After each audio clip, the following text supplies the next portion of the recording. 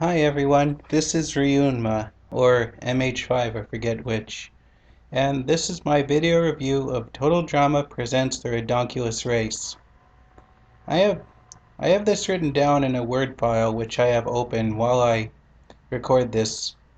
I'm reading from the Word file except for what I'm saying here, because I'm not so good at just talking, as I tend to get off and rumble and ramble and go to different things and spend a lot of time saying nothing while I wait for the next idea or point or something.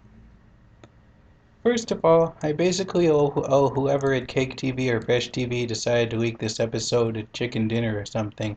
Wikipedia has been really recalcitrant to let out any information on when the series airs or will air in any native English-speaking countries.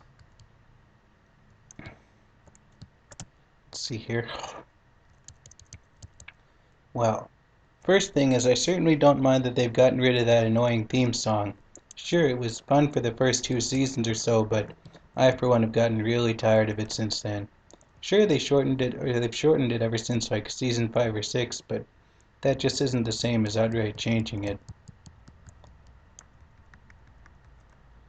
Chris McLean, well, canonically, since this is a whole new series, I would imagine that the fictional producers realized that they needed a whole new host. And I guess Blaney was busy, am I right? Anyway, it's good to see Terry McGurran still around and doing stuff. I can't imagine he's been very busy since 16 ended, where he played the role of Jonesy, although I could be wrong. Christy Fairley is also a welcome newcomer, since Bridget hasn't been on the show in a dog's age and Stoked has ended. Thank God, am I right?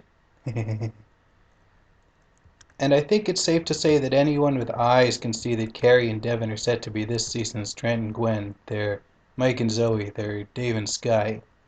Or should that be Sean and Jasmine? Whatever. Can't say I think too much of most of the other teams in this season. Then again, this is only the first of what will hopefully be 26 episodes, so it's possible it is too soon to tell. Hopefully this season will get back to the basic roots of Total Drama and focus more on the actual drama and interrelationship interplay rather than jumping over gorges filled with robot jellyfish and all that crap we've basically seen since season 2. I like the Adversity Twins myself. I like the Adversity Twins myself. They're losers, and I always love to see the little guys that nobody thinks will make it very far go kicking ass and taking names. Not that I expect them to realistically win or anything, but I hope they keep hanging in there. Leonard and well, Leonard and Tammy, unless they're kept around for comic relief, probably won't make it to the end of the competition either. Let's face it, his actions on Total Drama and Pocketea Island gave all of us gamers a bad name. But perhaps that was the point, but I'd like to see them being a little more respectful towards subcultures they don't understand. Let's hope they'll be a bit nicer in their portrayals of Crimson and Ennui. I'm a big fan of interesting voices, so I hope they'll sound good when they finally decide to open their mouths. I mean, they've already done the whole Silent Sam bit back with B, am I right? Owen, Jeff, and Noah all needed to stay back in the past where they belonged. I mean, sure, they brought the comic relief and kept things lighthearted, but the producers had so many better characters to choose from, say, Dawn or Anne Maria or even Jasmine. Heck, even Jasmine. I liked her, though I doubt she would have fit into some of their transportation devices, and she'd probably freak out over Dang, and she'd probably freak out over being trapped in a plane, am I right? I'm glad to see Claire Barlow coming back to voice Elodie. Let's hope her character is actually nice this time, because let's face it, ever since season 2, Courtney has been a total nightmare.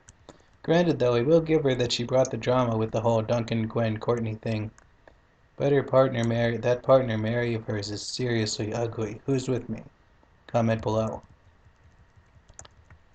The people who are in part of families and family members going on this thing, Emma and Kitty, Dwayne and Junior, Kelly and Taylor, Lorenzo and Chet, they obviously have the potential to bring the drama.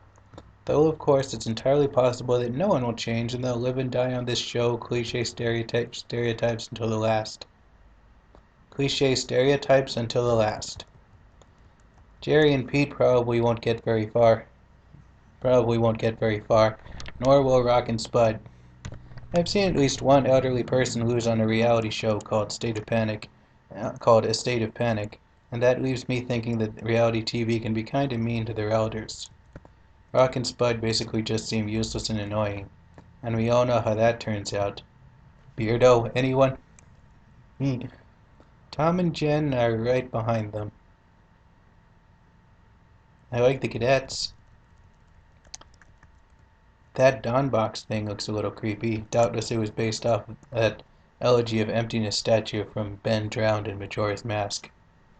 And unless it's at the end of the episode, unless it winds up being someone completely unexpected, I'd probably say that the surfer dudes, tennis rivals, or stepbrothers getting the axe in the second episode.